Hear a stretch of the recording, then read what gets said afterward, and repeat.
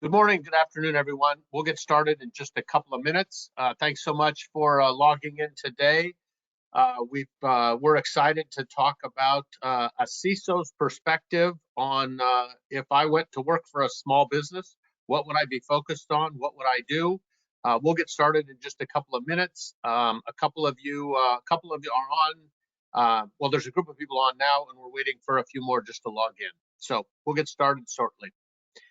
By the way, if you have any questions, feel free to put them in the chat box or the question box so we have them and we can get to your questions. We'll get started in just a minute or two. Thank you very much for attending today.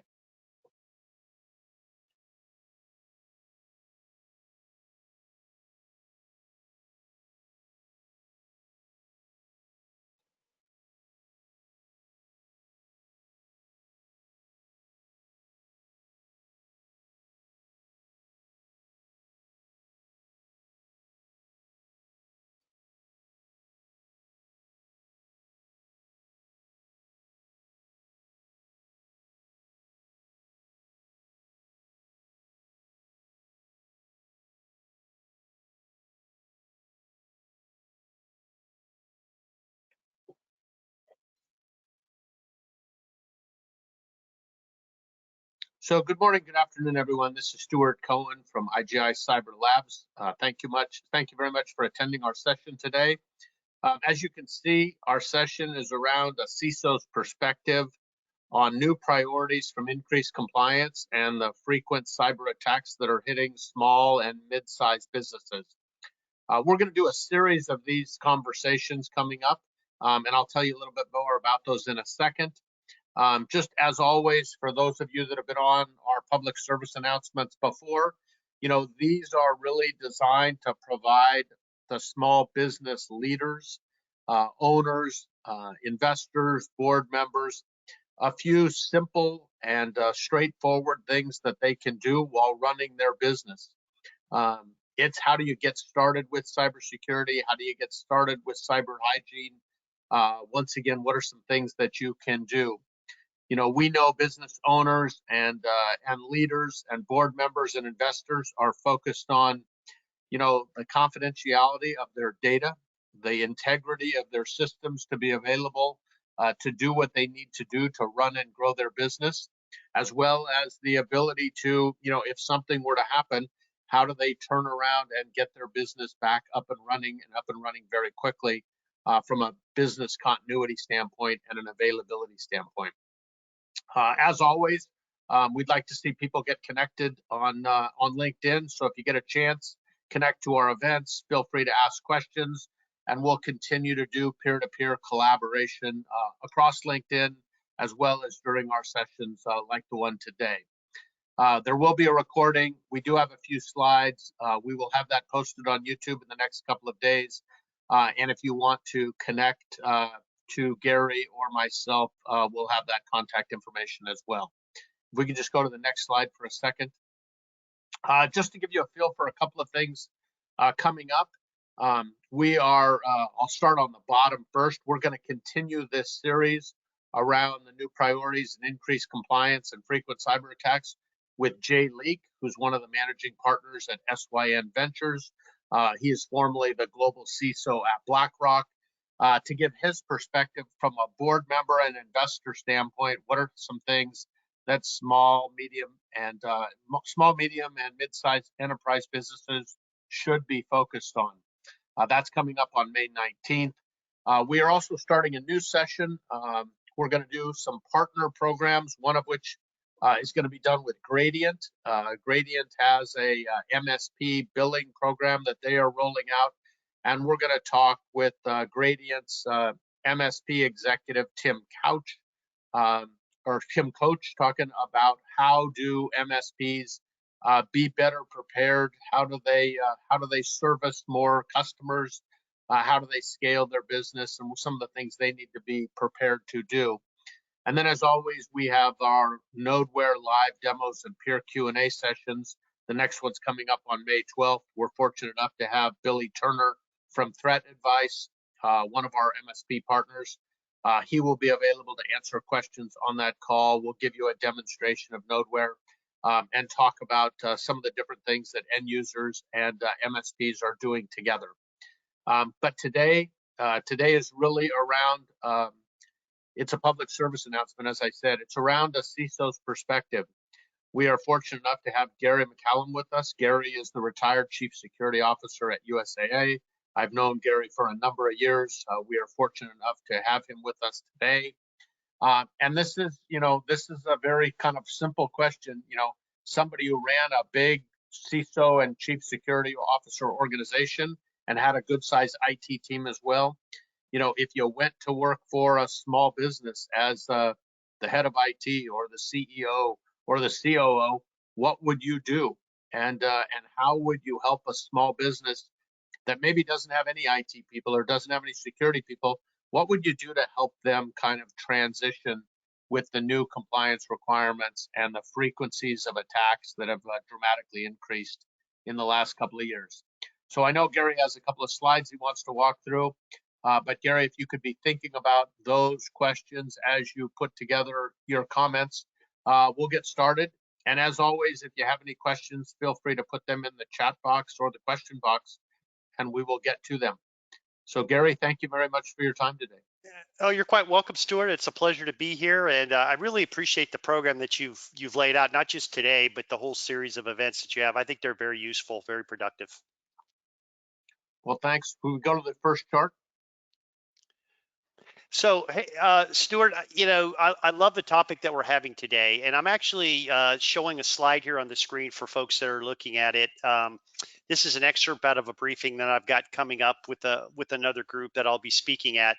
But really, the purpose here was to talk about the threat environment that all companies are operating in today. It's never been greater. The risk that we're dealing with across the ecosystem is significant. It never ends. And it only continues to escalate and increase, not just in frequency and volume and those type of metrics, but I would say sophistication and disruptive effects. And so when I think about this, right, I came out of a large financial services company. A lot of my colleagues are at large banking institutions and even in other different verticals at larger companies. We're companies that were spending a lot of money on security to try to keep up with this arms race around cybersecurity. What I've always worried about, what I've spoken to in different forums, I worry about our small and medium-sized businesses because they're not any less targeted than the big companies, but they certainly don't have the level of resources, the skill sets, simply the focus to deal with this on a day-to-day basis. So when I think about our nation, right, and the ecosystem, the digital ecosystem that we're all dependent on, the soft underbelly of that ecosystem, I think from a cyber perspective, is our small and medium-sized businesses. These are all the things that we all have to deal with when the next SolarWinds happens or Apache Struts or Log4j. We have teams of people at these large companies that are focused on it. They're responding, they're working through the weekends and nights to understand. Smaller companies may not even understand what their risk profile is. They may not even understand if they're vulnerable or not. And more often than not, they don't know. And more often than not, they have to deal with it after it becomes a problem. So unfortunately, business is booming and the cybersecurity business is not going to get any less, in the days and weeks and years ahead. And it's something that our small and medium-sized businesses have to deal with. What I worry about, another thing that I worry about in this regard is there's a lot of, from the national level in particular and the state level, there's a sense that if we add more legislation in this, we can legislate or regulate better security. And, there is some value to regulation and legislation. There's already a lot of it out there that all businesses have to comply with, depending on the type of business they're involved with. But adding more legislation, adding more compliance requirements doesn't necessarily get you to a higher level of security. And, oftentimes that is seen as, well, if we could just put another law or regulation out there, security will get better. And I think we all know probably on this call, that's not necessarily the case. There's already a significant amount of complexity in this space that companies have to deal with. It's even more so in the small and medium-sized space. Next slide. So, this is an excerpt out of a briefing I have, and I like to throw this slide up there because, as I used to speak to boards of directors, and I've done work and presentations to National Association of Corporate Directors, I've briefed many boards over the year, I've spoken with many different forums. And a few years ago, the question might be one of frustration from people who are not necessarily in the cybersecurity or even the IT business. They'd say, why can't we just fix this? All these things that are happening, why can't we just fix it? So I'd spend a little time with them and say, this is not a problem that's going to be fixed. It's a risk management issue that has to be managed in the context of an organization's risk posture and their risk appetite. And it's really hard, and it's not going to be solved with an appliance or a piece of software or even hiring somebody, because it's a really complex situation. First of all, they have every advantage. And I used to say that's the enemy. It can be cyber criminals, it can be opportunistic groups, it can be social justice protesters, it could be a nation state intelligence service. The bad guys come in lots of forms and flavors, and they have every advantage. Freedom of movement on the internet. Most of the time they're anonymous. You never really know who to attribute the problem to. They have near perfect intelligence. They're out there. They know what security software the companies have. They know what the risk profile is more often than not. They can take advantage of all the complexity, all the interconnectedness of supply chains, right, that companies of all sizes have. And ultimately, they get to pick the time and place of their choosing when they're going to attack. It might be when a 0-day is made known and they start to get exploited, or it might be an undetected vulnerability that's not patched. They get to pick. And at the end of the day, all of this adds up to very little risk of them getting caught. So the risk reward equation for bad guys to attack a company or a small organization is really, really high, and the risk is really, really low. Secondly, I say this a lot, compliance is not sufficient. It's necessary and it's required in many regulated verticals in particular. But at the end of the day, you could check the block and say, I'm compliant, and that's not necessarily going to be enough. And a great example, I get challenged on that occasionally from a board member. Like, I don't understand. If we do all these things, what do you mean that's not enough? I said, well, it's a little tricky, slippery road here that you go down. Oftentimes, you can do what it takes to be compliant and get the check mark from a regulator, but it's not necessarily going to be all that effective. For example, every regulation out there says you should put antivirus on your computer, right?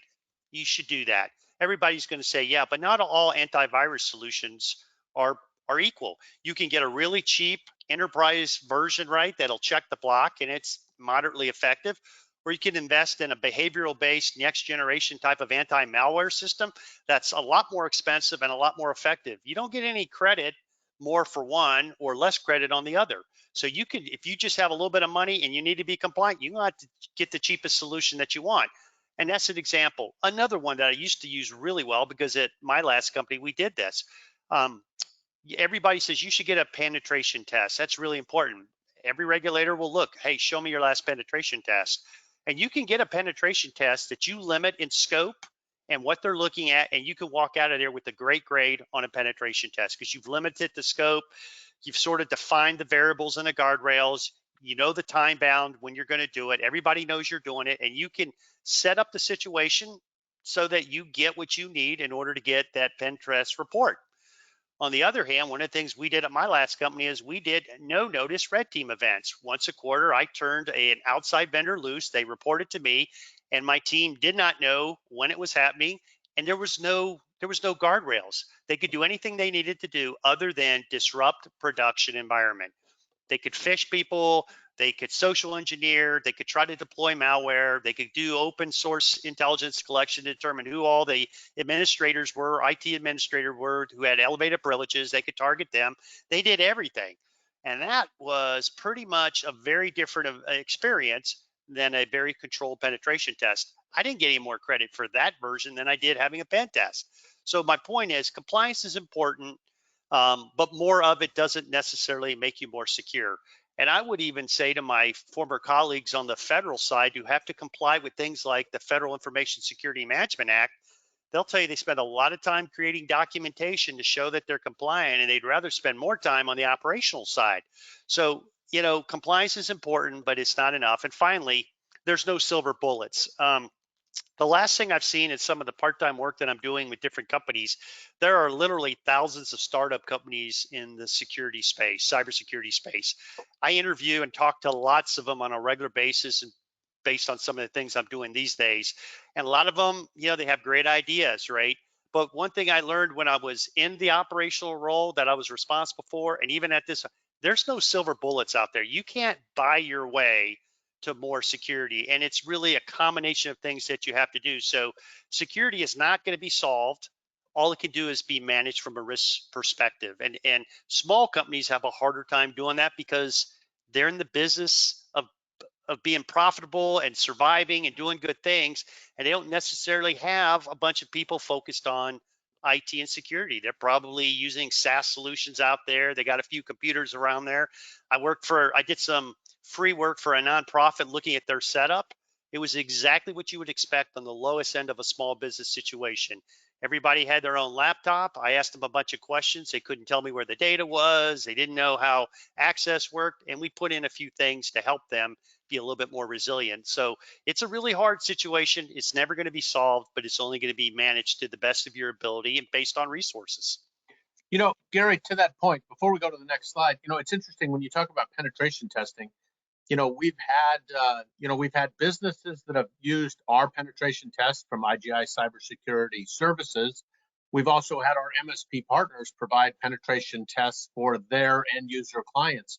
But what's coming about now is we have MSPs and MSSPs that are now coming to IGI to say, can you do an independent third-party pen test or an independent third-party assessment for me, separate and distinct from my MSP or MSSP offering, so I can then use that output to then put together a proposal for what businesses need to do.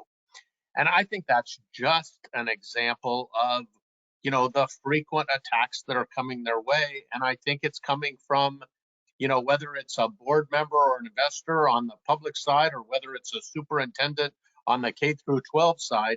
But there clearly is a push to, we need to do more, we need to be better, we got limited resources, and make sure we get an independent view so the people supporting the organization aren't the ones doing necessarily the testing, evaluating, and then proposing. I think and I like that approach because, again, people that are focused on the penetration tests, or what I used to call the red team assessment, right? That's what they're focused on, right? And the other people that are running the network and providing the services and doing all the other things, they can be in the business of demonstrating their ability to detect and respond, or at least validate that they have those capabilities in place for their clients. So I think that's I think that's a way that we're going, right? It's just more trust but verify perspectives that are being required now.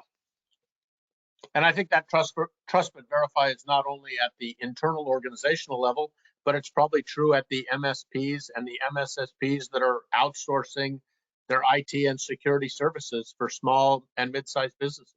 Yeah, when I talk to smaller companies who talked about, hey, we've got an MSP or an MSSP, they handle security. I said, well, you can outsource your security responsibilities, but you can't outsource accountability. Ultimately, you're still accountable for that information and what's going on. So you need to know that they're doing what you think that they should be doing, and you need to have a way of providing some governance and oversight of that.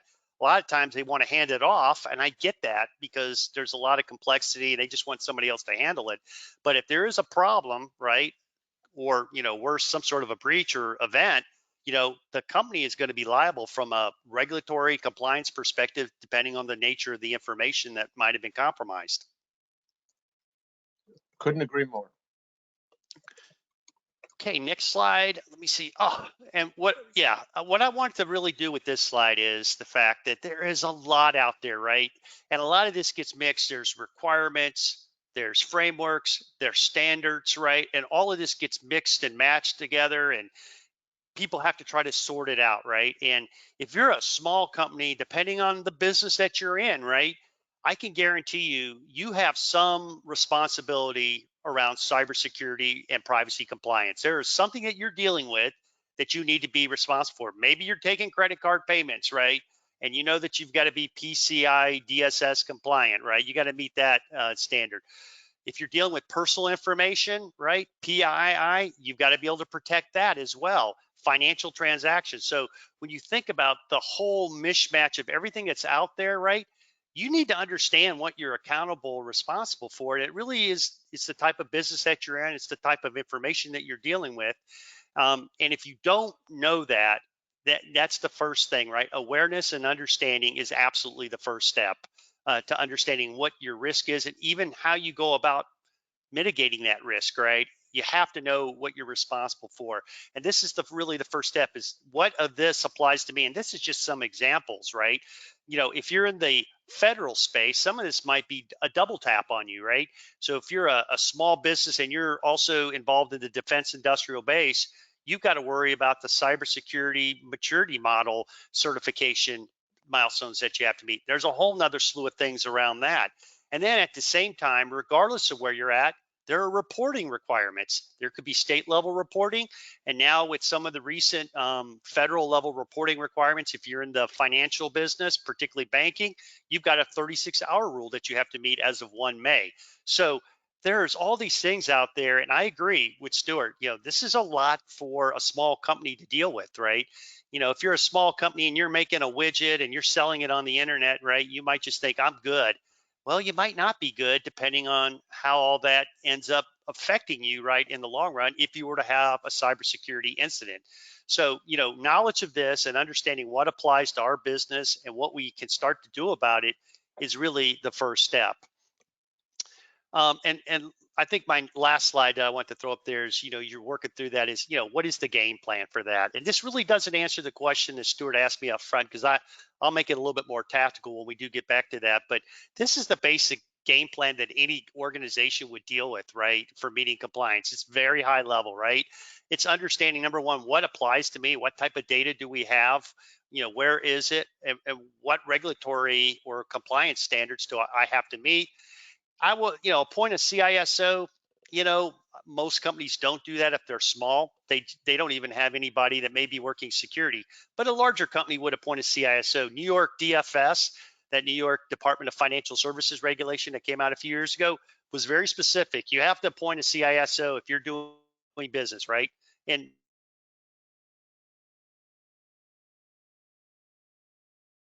Gary, I think we most froze. companies were already doing that, but some had to do it and they hadn't before. But providing your IT and who is responsible from a security perspective, that's going to let you know that there might be a problem, or you can call if you think there's a problem. Risk assessments, that is always the foundational aspect of any sort of understanding, right? Is knowing what applies to us, what information we have, how is it protected or not protected today, and then building a game plan out of that to make sure that you do meet compliance, right? And the other thing I'd say, going back, to something Stuart asked me about up front around compliance, I said that compliance is necessary but not sufficient. And I would say most compliance requirements are a point in time, right? We do talk about continuous monitoring. That is always the goal for sophisticated organizations, but most compliance is it gets looked at, it gets assessed, and then until the next time, nobody goes back and look at that particular control or whatever. And there things happen all the time in IT environments, things change. And so you might be compliant today, but tomorrow you're not compliant because something changed, a configuration, vulnerability came out, whatever the case may be. There's this old saying that in the old credit card days where credit card information was getting compromised. I worked for a bank, so I dealt with this a lot. Target was a great example. But any company that had a breach of credit card information, the old saying was they were compliant yesterday, but as soon as the breach happened, they're not compliant with PCI anymore, right? Something changed, right? And so what was it? That was always part of the forensics that you had to go through afterwards. The other thing I'd say, implementing those controls, right? Once you know what your situation is in your environment, you start to have a sense of what applies to you, what your risk profile might look like. Then you can start to put in some basic controls, right? Maybe you lock down USB drives. Maybe you set up a control where everybody's going to use multi-factor authentication, right? You just go down the list of basic hygiene things that you can do. But one thing I think gets overlooked a lot, I'm going to sidetrack for a second because I kind of got a little bit of a wake-up call with the nonprofit I was helping. We talk about ransomware attacks today, and one of the things we walked through with this small organization was where's your data, right? And the question was simple question, but it was not a simple one to answer for them, right? Because it depended on what type of data. They had account data, right, that they paid their bills with. Then they had their donor. They had their donor list. Well, their donor list was on somebody's computer, right? That was really important for them. It was in a spreadsheet on a computer. And so we'd go through like, where's this data, right? And then I'd say, for example, on the donor list, if something happens to that computer and you can't get to that computer, how would you get to it, that donor list, if you had to? They said, well, it's on that computer. I said, is it anywhere else? Oh, no, it's really sensitive, so we don't keep it anywhere. I said, well, if that computer gets compromised either by a ransomware attack or today is the day that the file allocation table on the hard drive gets corrupted and you can't boot it up anymore, you got to have a way to recover that donor list. So let's talk about a backup system. And we go through that, right? So I think recovery and resiliency is really important for small companies because more often than not, something's backed up maybe, or it's out there in the cloud and they assume they can get to it, right? But till you actually walk through a scenario like, well, what would happen if this computer, you couldn't touch it right now? How would you get to your checking account to pay bills? Oh, well, I would, what's the URL? Where's your password? What's your logon credentials? What happens if you go on leave and somebody needs to pay it?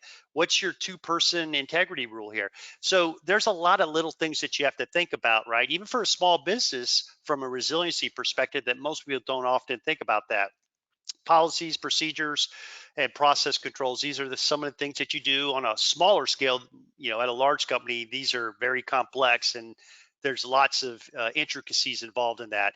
And then I would say the most important thing is to periodically review and test all of those things that you come up with when you go through that risk assessment. Well, to that point, it's interesting you say that. I was literally on a call yesterday with an organization that they do vulnerability management scanning. They do it once every 60 days. And it's a continuous process that every 60 days they do it and they do it again. But one of the things they're now looking at and now being required to do is they need to have continuous monitoring. They need to know when a new alert and a new device comes on their network, and they need to know, what devices are vulnerable, maybe because they're going to fix them. But to your point, they need to know which ones have access to critical data, like the file at the nonprofit you talked about. So at a minimum, they can, through network segmentation and device segmentation, they can at least get potentially a vulnerable device that's connected to that file off that connection point. And, it seems to me as just a small business, that's something that people are going to have to start to immediately do with all these attacks is they need to know when, a new device shows up on their network. They need to be aware of that. And they also need to be able to do vulnerability management on a, daily basis during normal business hours so they can figure out what's connected to the critical data. Yeah, that's a really good point. And I'm going to use an example here that this is not meant to be critical. It's just meant to be sort of an observation. But, the Ukraine situation is going on now, right? It's a very unfortunate situation. For the past few months, there's been a lot of concern, particularly at the national level, around the potential for Russia to conduct cyber attacks against United States companies, right? Private sector. And so Department of Homeland Security a few months ago through CISA put out a shields up alert, right? It was this widespread. It went out through law enforcement channels, public channels. It was telling all companies of all sizes, shields up, right? Start to get ready and look at your security posture from an attack perspective. I would tell you, any company of any size, there's nothing necessarily they can do any different. They're all ready. They're all postured, right, for incident response, and they're always, in continuous sort of self-evaluation mode. But the vast majority of small and medium-sized companies, I would say they probably got that alert and said, well, what should I do? I mean, I don't know what I should be doing different, right? I think we're okay. And so I'm not sure. It felt a little bit like a shallow warning to me, but we had to do it. We had to raise the level of awareness. But I would say that most companies, especially the smaller ones, they don't know what they don't know, and they don't really know what else that they can do different because they don't have time to focus on it. So, yeah, I'd say there's, a lot of this just is really the lack of the ability to focus on this and invest in it to the level that it probably needs given the threat environment that we're in. Well, and to that point, we had Bradford Wilkie, senior advisor to Jen, the in charge of CISA, and he was on literally in the fall talking about how through their Essentials program, you could get a free scan of your vulnerability devices, but you got a free scan and you got it once, and then what to do with it. So we now have people coming to us and saying, I got that scan, I did it once through CISA, and now I need to have continuous scanning. How do I do that? So the good news is they are helping people get started. But to your point, right, you can't put out things like the Essentials program and then at the same time not have the ability to provide kind of continuous capability to do that. Yep, for sure. Hey, the one other thing I wanted to mention, we made an announcement this morning with Cybersecurity Studio and with Xerox. Xerox and Cybersecurity Studio have been integrated together with their assessment program, and Nodeware is now integrated into that assessment. So you can run a small, medium, or large assessment through Security Studio. You can get the output integrated in from Nodeware into that assessment, and then you can begin to build a holistic risk management program. If you could comment a little bit more about, how do you think a small business goes about getting started on that path? If go ahead. Yeah, no, yeah, I'm glad you brought that back up. Since I retired from USAA last year, it's been about almost a year now, 11 months. I've been doing a lot of other things, some part-time work. I work with Tag Cyber at Amoroso out of New York. I do some part-time work there. I also work with IONS. And I do some VC venture capital advisory work as well through ForgePoint Capital. But along the way, I've been contacted a few times, about going back to work in a full-time role. And I won't tell you who it was, but over the summer, maybe a few months ago, I was contacted by a small company. I won't even tell you which industry it was in, but it was sort of financial services, and it was definitely a small company that was still in the startup phase. And they are doing very good, and I think they're going to do really well. But they wanted to hire me to come in and be their security leader, right? And it was a very typical small company, and I was glad to spend some time talking to them and getting them advice. I ended up not doing it because it was a small company. They had about 3 people doing security, and they had outsourced it. The rest of it, really, a lot of the monitoring to a very small MSSP, one that I never even heard of, and it was more of a local regional MSSP.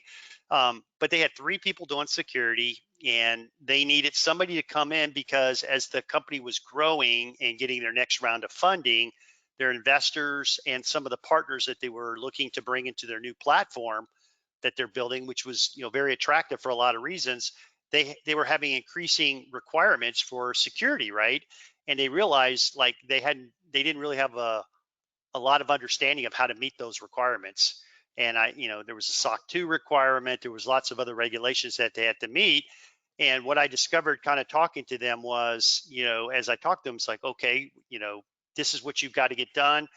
And I even had the opportunity to talk with the people that were doing security. And I said, well, I know you can't tell me a lot, but can we just talk about your basic security model today, some of the technologies you're employing? What I learned very quickly was it was a shoestring operation. And when I went back to them, I said, what is your appetite for spending money on security? Because if I come in, if I was to take this job or anybody's coming to take this job, they're going to come in, they're going to do an assessment of where they're at today. They're probably going to come back and say, here's some things you have to do in the near term. Then there may be a midterm and a long-term view. And then I said, from a compliance perspective, there may be some things you have to drop what you're doing to do now in order to meet your business needs. And the answer was, well, we need to hire this person because that's what our investors want us to do right now. In terms of spending more money on security, we can't do that right now, but we could do it in next year's budget. And so, I realized in a scenario like that, it would be really hard for anybody to go into that and say, here are all the things that you got to get done, right? But we can't do anything. We can't spend any money until next year. And I thought, here's a company, they're trying to be value added, they're business focused, they want to do the right thing. but for whatever reason, they just don't have the resources right now to do what they need to do right in order to get there. So for me, going into a company, right, it's first thing is, what business are you in? What is your risk, right? And I would go about here's what you got to do now. Here's what we should do, medium, and here's longer term, right? I'd build that strategic roadmap, but I would try to, if there's bleeding going on or fires that are going on, I would focus on that, and I would say, here's what you have to do now, right, in order to prevent an issue. One of the things that I think is really important for small companies is, the old traditional legacy term of disaster recovery. It's now about resilience, right? Business resilience. And I'd go back to, where's the data? If something happens, right, whether it's ransomware or something else destructive, how are we able to recover, right? And is that, do we have the ability to do that, and how do we know it's going to work, right? So recovering data and accessing data would be the top of my list. And then it would be, what do we have, any what I call the gaping chest wounds of things that have to be addressed from a security perspective. Maybe there's unpatched vulnerabilities. There's always going to be unpatched vulnerabilities, but if they're on a public facing system, man, what's our service level agreement with either the MSP or whoever that's going to make sure that those public facing systems are patched? What's our current model of authentication, and what's our remote access model, right? How is that secure? I would go through those basic things. There's not going to be one thing that you can do, but I'm going to guess there's going to be in the spirit of, we got to do these things quickly.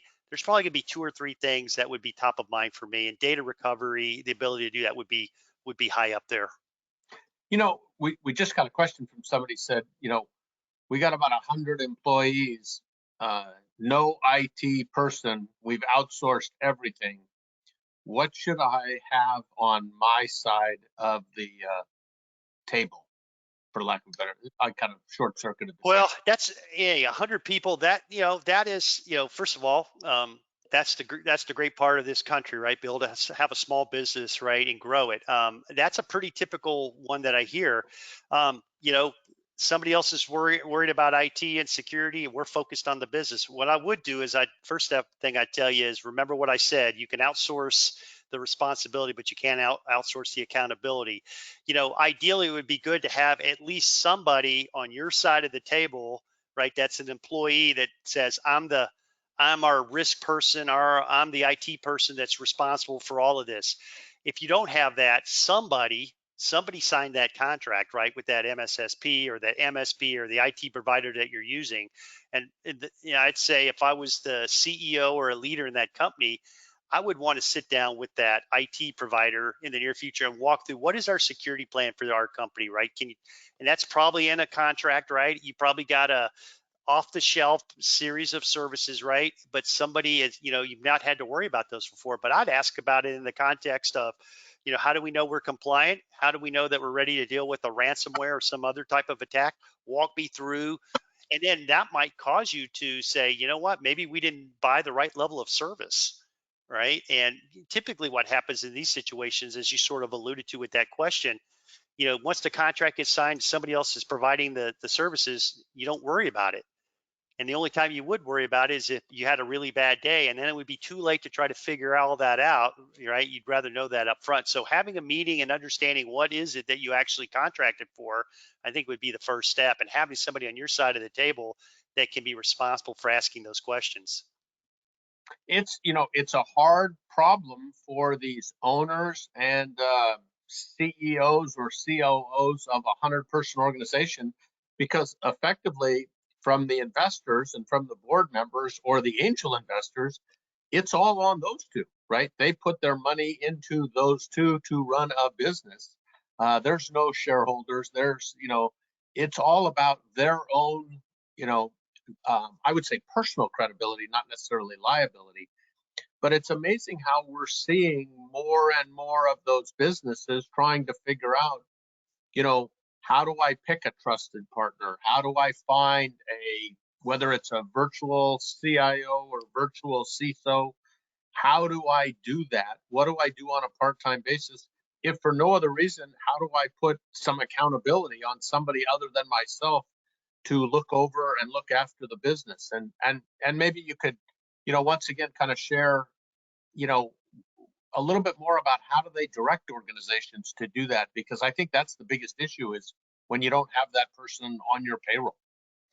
Well, I think it's definitely an investment, right? And I think what you just described from the investor perspective, particularly in startup companies, and like the one that I was helping, from their perspective, security was a necessary evil, right? It's like, oh, we've got to spend money on it. We just got to do it. It was not seen as a business enabler until they discovered, oh, well, we've got to become SOC 2 compliant in order to get more partners to join our platform. Okay, well, how do we do that as cheaply as possible? And I'm afraid that's going to be sort of the headwinds that are always going to be there in the small business world. What I have seen, that I'm a little hopeful about, but again, it still requires, an expenditure of money and some acknowledgement that we've got to do more maybe than what we're doing. I've started to see a lot more startup companies, small startup companies that are focused on the small and medium-sized business, right? There's one company that I've met out of Florida, and they're really focused on small businesses that are in the defense industrial base. They know they have to be CMMC compliant. There's other things they have to do, and they've got this total capability where they can go in there and take over their entire environment and get them to the level that they need and provide all the documentation to show that they've met level 1 or level 2. It depends on the scenario. And they take, but at the same time, they still have to be working with somebody at the business that's going to understand what's going to happen, because when they go in there, they take over the company and they install software, they put monitoring in place, they change the remote access, they install multi-factor authentication. And for some companies, that's a big wake-up call, like, what? And so they don't really want all that change because they like the convenience of what they're doing. So cybersecurity typically means you're going to change some of the processes of how you've been doing business for a good reason, but you have to be willing to embrace that. And so I do see that there are more opportunities and options for small companies to get, I think, expert type of help and services. But at the end of the day, somebody in that small company, the owner, the leaders, have to be willing to acknowledge that this is an issue that we need to invest in, at least to a reasonable level, to mitigate the risk to our company. So we got a question of, as an IT director, can I outsource the security, or am I responsible to do both? You can outsource the security function. You can't outsource the accountability, right? You can't sit there and say, well, I gave this to fill in the name of MSSP. We had a major issue. I thought they were taking care of it. Somebody's going to need to understand, what is the service level agreement? What is the contract, right? What are they responsible for? If they see something in the middle of the night on a weekend, who are they going to call, right? Do we have that process in place? And so that's a long answer to your question is, yeah, you can, and you should, because you probably don't have the skill set. So a good MSSP is worth its weight in gold, but somebody still needs to be responsible for providing the oversight and having an ongoing relationship, so that as the environment change, you know what it means to your company. There's one MSSP that I'm very familiar with. They're a big one. I won't mention their name. They serve a lot of companies, and I have a really good friend that works for them. And they see a lot. They have great incident response. They're tracking things. But one of the things he told me was, a lot of times we provide all this reporting to companies and they don't care. And, that's a little puzzling to me, but I kind of understand it when I think about it. Is somebody is sort of, okay, you guys got it. They're getting reports. Nobody's really reading the reports, and to me, that is a little bit of a, hey, we don't have a problem, so, things are okay. And, I figure somebody will let me know if we have a really bad problem. I think there's a little bit more relationship and governance and oversight that a small company needs to have with an MSSP. Getting reporting, looking at the reporting, asking questions. So we got a question from somebody. We're not a healthcare company, and so we're not as concerned about HIPAA. But where do we get started on this chart? I'm not sure I understand which journey. Is it journey on being HIPAA compliant? No, I think it says we're not a healthcare company, so HIPAA is not a requirement for us. How do we pick one of these to get started with? Okay, well, first of all, Not one of these. What I would say is some of these are regulatory requirements. Some of these are standards, right? ISO is a standard, right? Now, some verticals might say you have to be ISO compliant, right? There's a whole series of things in ISO 27001 that you can do, right? Very, very sophisticated. Nist cybersecurity framework, right? That's another example of a really good standard that can be used. What I would say is, number one, understand, the business that you're in, what compliance requirements do you have to meet, right? If you're taking credit card payments, you got to be PCI. You've probably already got some sort of an IT function that has made sure that you're PCI compliant. But what I would say is, if you don't know anything about any of this stuff, and you've done a risk assessment, you know what information you have. I tend to be a fan of the Nist cybersecurity framework. It can be very detailed or it can be very high level, right? The different categories that it has. You could start at a high level and you could start to ask questions, right? One is asset management. It's a really great one, right? Do we know what computers that we have? What's on our network, right? Do we know where they're all at, right? Do we know what the status of them? Do we know if they're patched, right? You start to go down and use that as a framework, right? Somebody can follow that and just start to kind of do an assessment of where you're at today. You could bring in a consultant, right? There's a lot of great companies out there that can help you get started, right? And you got to spend money on it. But if you say, well, we don't have money to do this, we just want to get started, I'd point you to the Nist cybersecurity framework.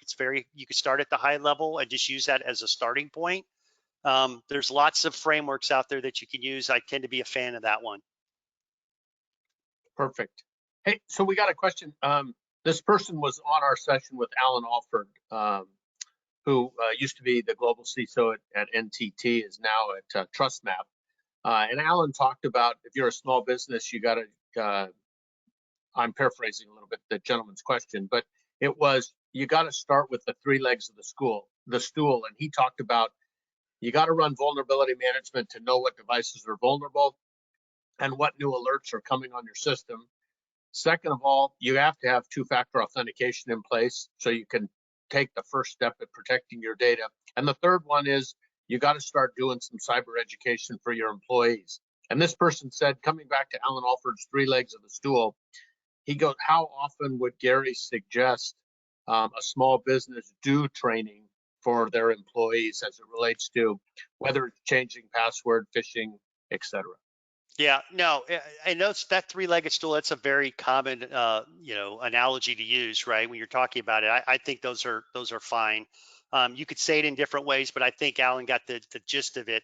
Well, I'm going to use the small nonprofit that I was helping, right? They're probably 20 people. They've never done any training, right? And I said, well, what would happen if one of you all got a phishing email? Do you even know what you would do? He goes, well, no, we've never gotten a phishing email. Like, yeah, you have. You probably have. You just don't know it. I would definitely say, just like any company, right? The big company I came out of, we had an annual training requirement, right?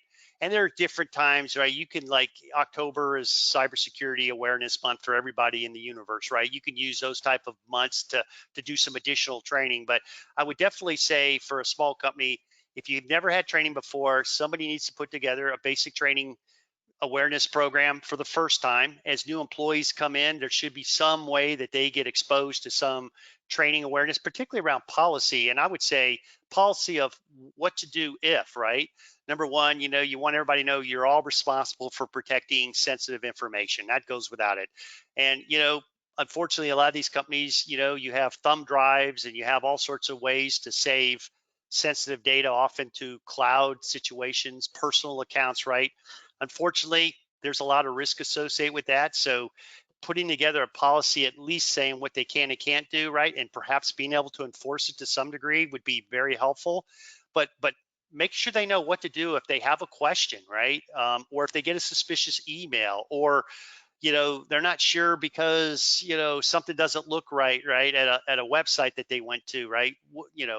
They need to be able to ask somebody or call somebody or report to somebody. So I would definitely say everybody should get some training initially, and then some sort of reoccurring training, and the leadership, it starts at the top, right? If these small companies, if it's the CEO or the executive leader of that particular function, right, they should be setting the example and making sure that they know it's important for everyone.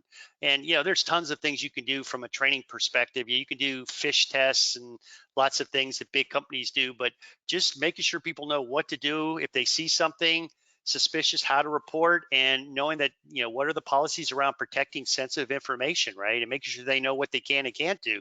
You don't want sensitive information, a spreadsheet being posted into a public or a private account, right, that's sensitive, right, because it's easier for them to access or do something with.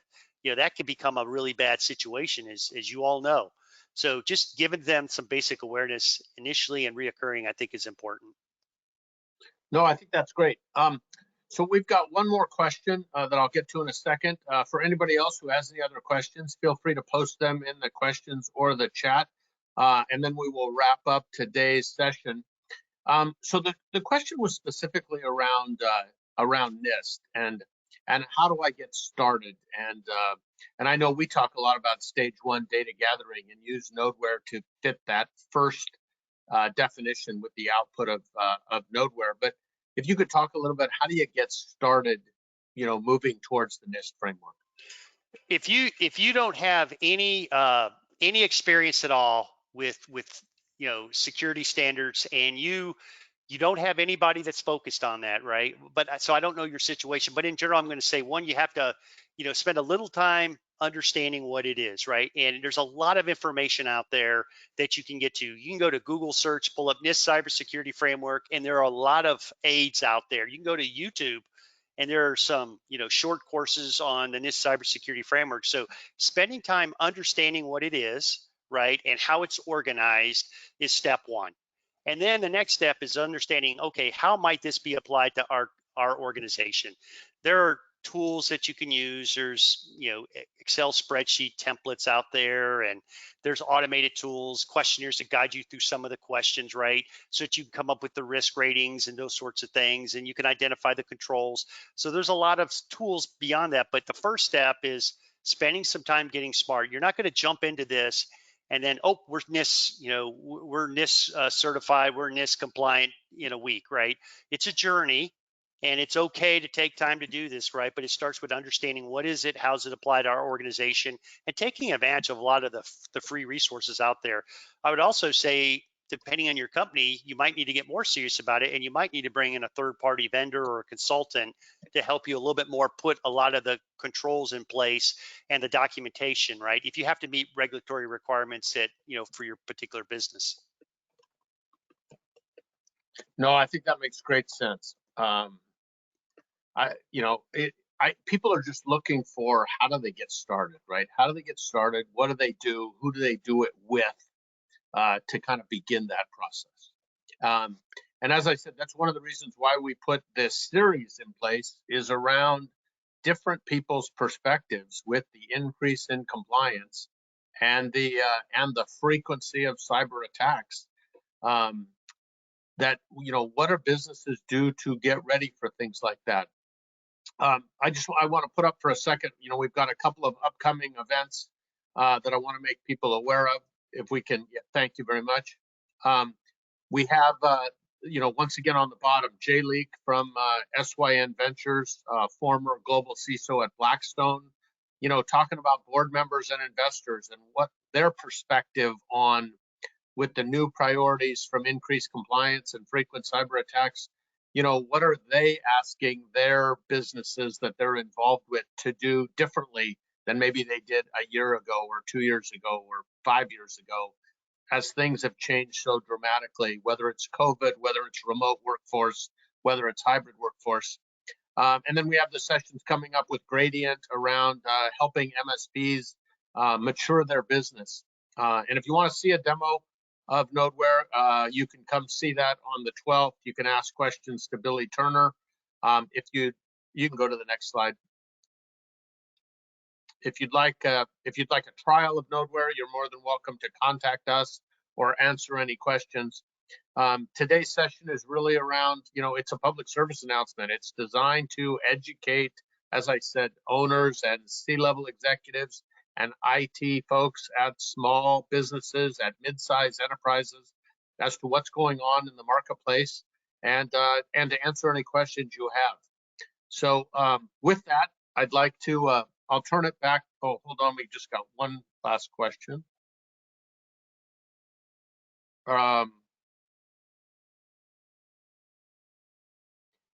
And it says, do small companies easily adopt compliance policies when they need to? Well, here's what I would say to that. The answer is it depends. If you're in a regulated space, you're a small business that's in a regulated space, you will adopt it, right? Because you'll have an auditor or a regulator or somebody that's going to be coming by occasionally verifying that you're compliant, right? And they're coming, they got to do it. You know that you've got to do that in order to maintain your compliance. So in that case, yes, I would say the challenge is in those non-regulated areas, right, where there's probably nobody coming by. I think it's harder, and that's more of a leadership perspective where the leader has to help maintain a level of risk mitigation that's acceptable, right? Otherwise it atrophies like anything else in this environment. If you don't keep it up or you start to cut corners, that's where your risk level starts to go up. So we got a question from somebody. I'm not completely sure I understand it, but I'll ask the question. It says, my executives see national TV ads about cybersecurity. How do I react to those ads when I'm a small business and they're not really designed for what I think is our organization?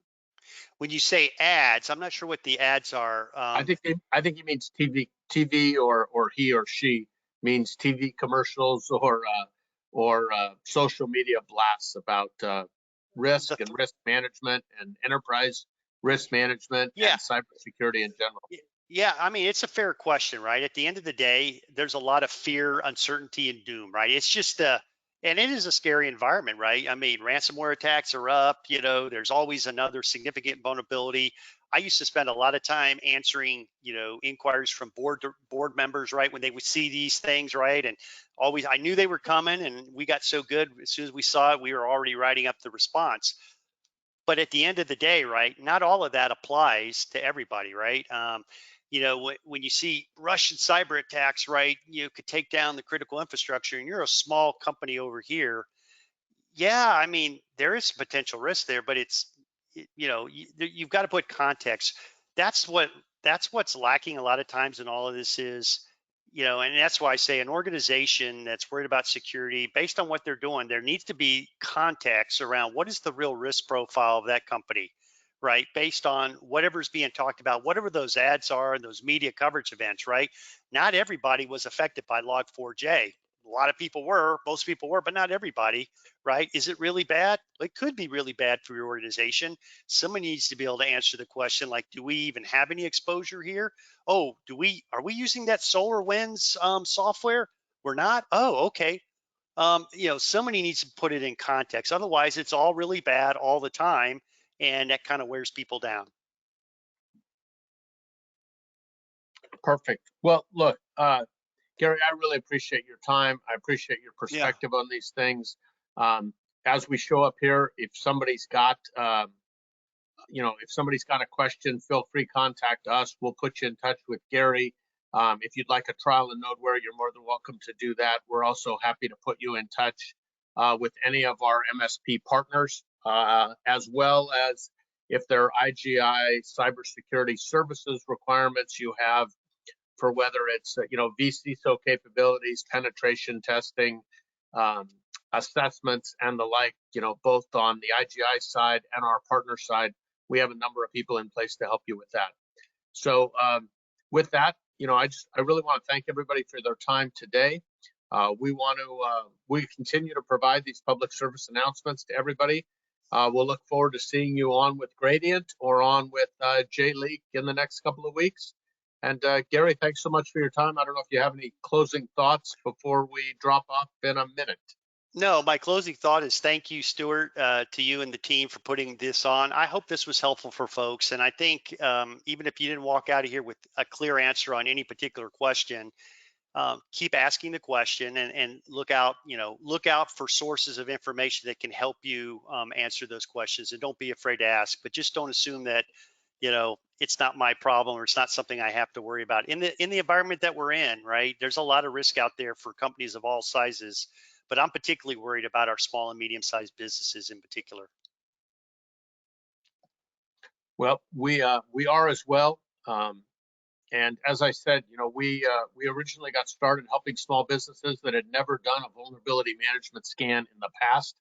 And now we find ourselves replacing competitive products out there that we're running on a Sunday night or once a month or once a quarter or maybe once a year that need something run during normal business hours where they can get immediate alerts. So it's interesting how in even a short period of time, how the market has changed dramatically, once again, because of increased compliance and the frequency of cyber attacks. So we look forward to the ongoing conversation. Gary, thank you for your time. Everybody who logged in, thank you for your time today, and we'll see you on the next session. Thank you very much.